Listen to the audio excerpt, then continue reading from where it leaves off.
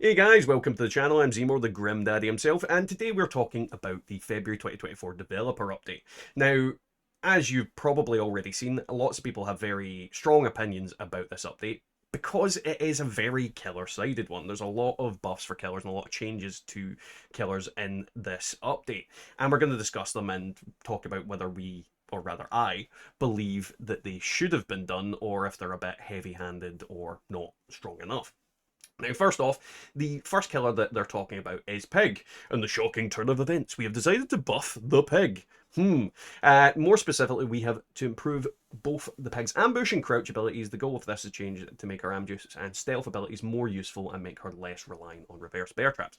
Now, I'm going to flat out say that kinda part of the point of Pig is that she is a stealthy killer and you need to watch out when you're dealing with the bear traps. The bear traps are a very big part of her toolkit.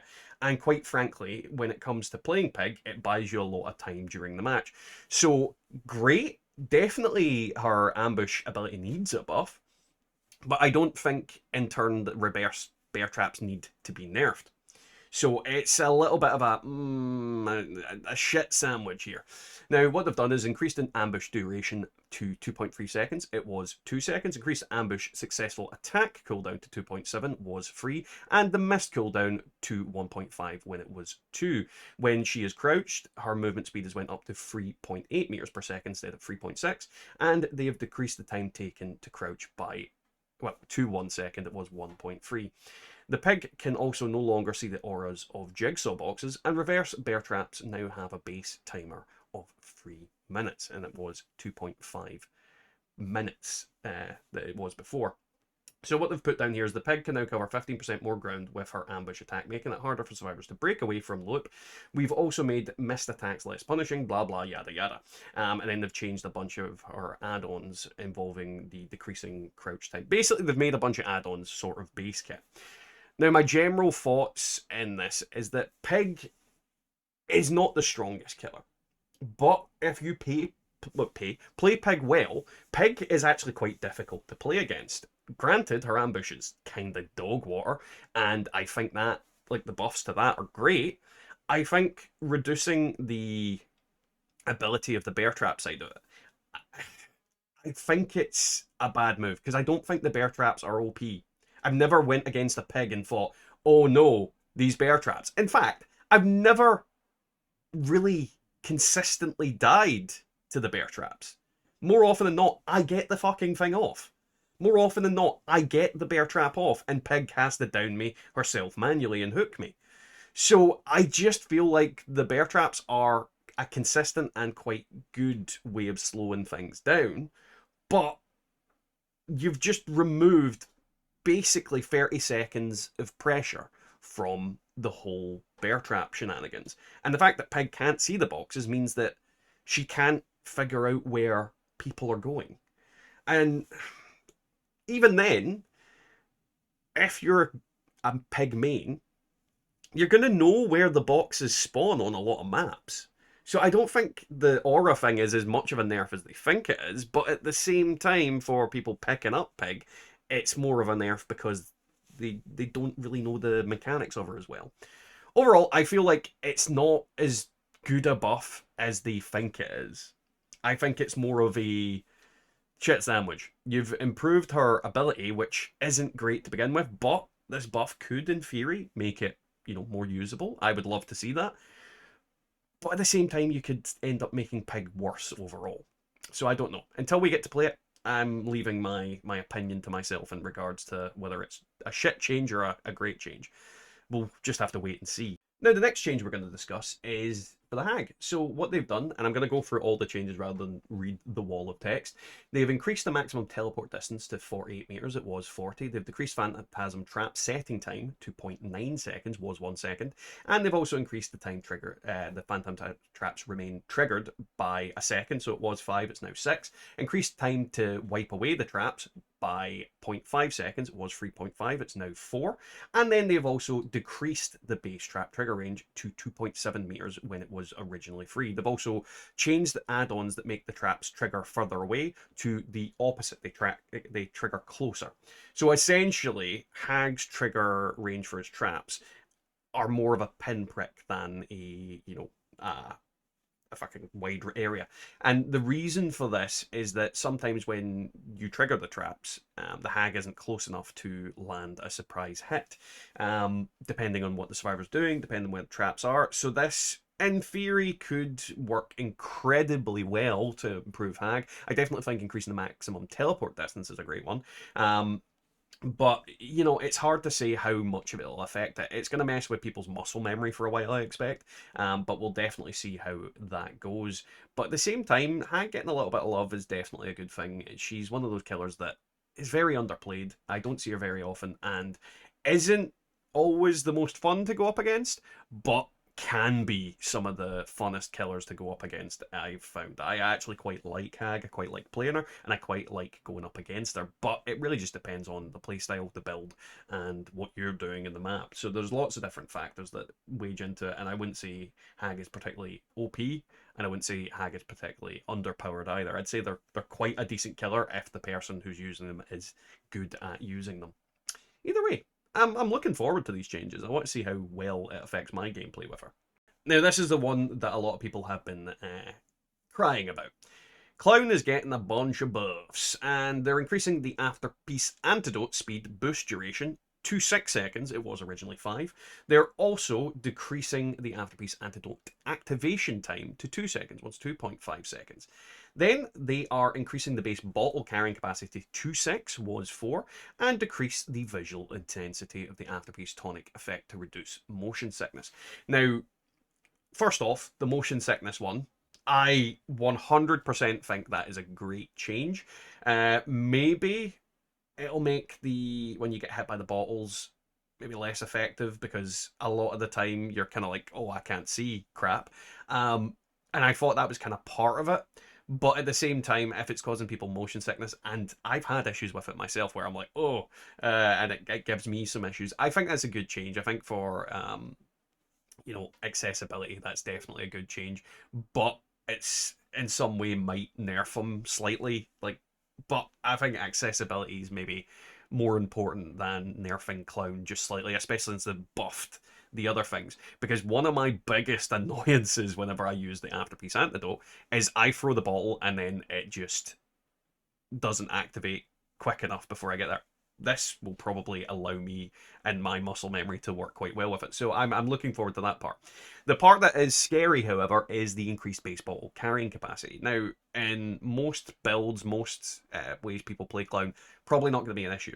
However, with the hit them with a bottle and down them add-on, I think it's the pinky ring finger, yeah, that's going to be an awful, awful change, because then they have 4 bottles to throw at you instead of 2. So, Airy Clown could be far more devastating than he was before. It's a change that I think until we see it in action, you might not see as many pinky finger clowns, because I don't think I see many of them, I'll be honest. I think I've faced one ever. I've never played it myself because I like playing, other builds. But, this one could be bad. This one could actually be quite bad, because he's now faster for longer and more likely to be faster. And he can throw bottles at you that then allows him to insta-down you. So, yeah, Clown could be terrifying. Now, the next change is for the Doctor, and this is a killer that I'm not particularly great with, and not particularly familiar with in comparison. He did receive basically the lowest stats of kills against all killers, essentially naming him the crappiest killer in the game in a sense, but that's very much because it's at all levels of MMR. When it comes to a good Doctor, they are very, very effective. I went up against some cracking Doctors that completely decimated everybody and everything, but equally I've went up against some Doctors that are very, very poor. I'm one of them.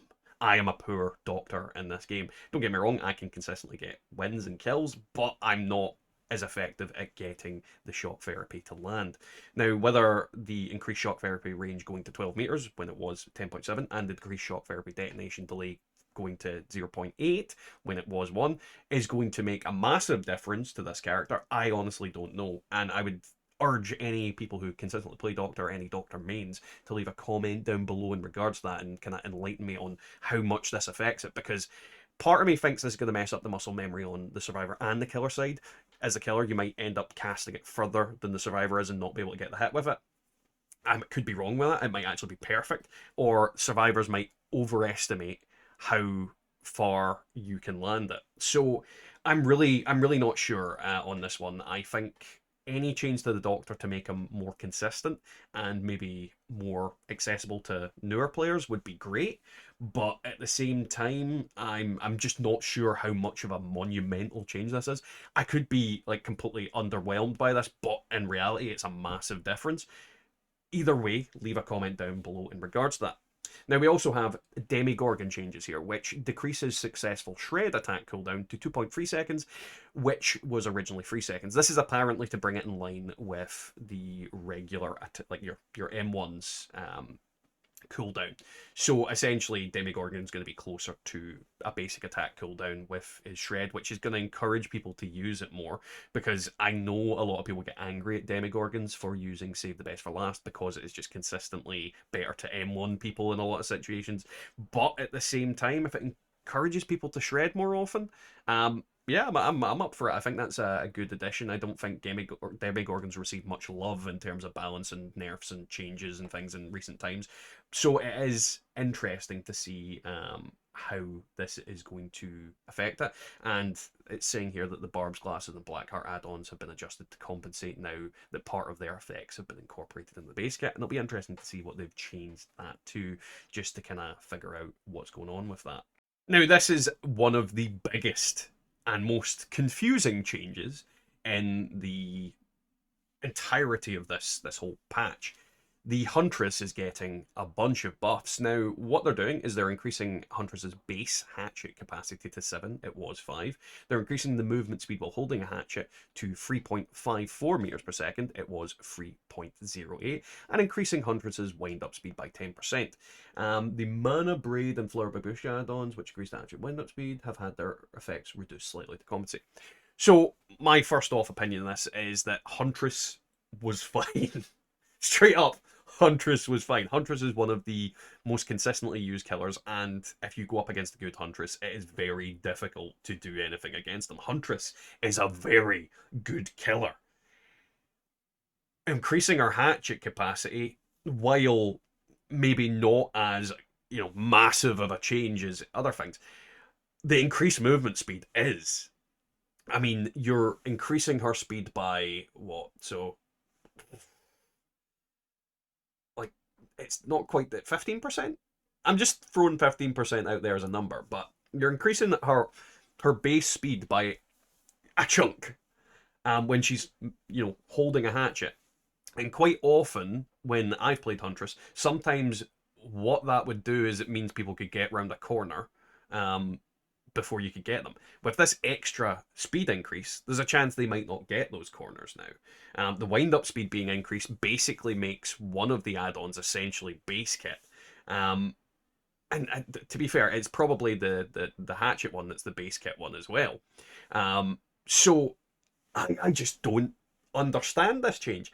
I don't understand the change because Huntress is consistently one of the most used killers and isn't bad.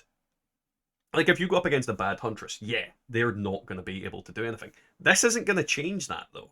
A bad Huntress isn't going to be able to get the hatchets if they are bad at aiming. This doesn't... No, I'm going to... Now, the next change is a seemingly small one, but I think is actually bigger than it would lead you to believe. Mangled is being changed. So, essentially, they're wanting to add Mangled into a more risk-reward type thing. I don't even know what that means, especially with the context of it. But essentially, Mangled is now going to have a duration of between 60 and 90 seconds. Now, their idea is that this gives you a whole, do you want to heal or do you want to hide or not get caught again until Mangled wears off so you can heal up. Honestly, this is just partly a killer nerf. And after all the buffs, I think that's a good idea. Sloppy Butcher, Gift of Pain, I forget any other Mangled things, but there's a lot of add-ons on killers that make their power inflict Mangled or hemorrhage and things like that. So I think this can be quite a significant thing for survivors because being able to heal easier is certainly a better thing. However, with this duration being reduced, when you have things like Gift of Pain, which wants you to heal through the Mangled status effect, then you have something that might work in your favor. Because if people heal, they then have the effect of not repairing generators as effectively. So this could be a nerf to Sloppy, well, it is a nerf to Sloppy Butcher, but it's potentially a buff to something like Gift of Pain, because if they heal up, that's what you want them to do. You kind of want them to heal, and if they don't, you catch them again, you down them. So I think this is quite an interesting one. It's probably going to have bigger ramifications than we kind of think. It seemed like a small change, but I actually quite like this change, especially since I do play Survivor as well. So it is an interesting one, and I'm hoping that, you know, it isn't going to feel underwhelming. But again, until we see it in game, we're not really going to know how much it really affects us. Now, the last thing on here is the Blood Web improvement. Now, I'm not going to read through the whole crap there, but essentially what they're doing is when you prestige a character, you now unlock the button to auto-complete the Blood Web for every character that you will ever have. So when you're leveling up new characters, when new characters are released, you will not have to go through the rigmarole of manually clicking everything. Granted, I would recommend in some cases that you manually click things because there's certain perks and certain things that you definitely want to unlock prior to other ones and certain add-ons, all that kind of thing. But it just means it's less hassle for you when you're trying to prestige up lower level characters that you've maybe just unlocked on the character roster. So definitely a good change, and I there's nothing to say on that than great. It's going to be fun on the bun. Either way, guys, that was today's video. Now, if you've got any comments about the changes, anything you'd like to say about it, anything that you think I've missed the mark on, or anything that you think that I've maybe hit on the head, definitely leave a comment down below. I want to hear what you guys think about these changes. I definitely think that the two major ones are Clown and Huntress, and they could be either really bad or kind of... it's hard to say until we physically see it in game. Clown has never been a bad killer. I think Clown is quite consistently decent.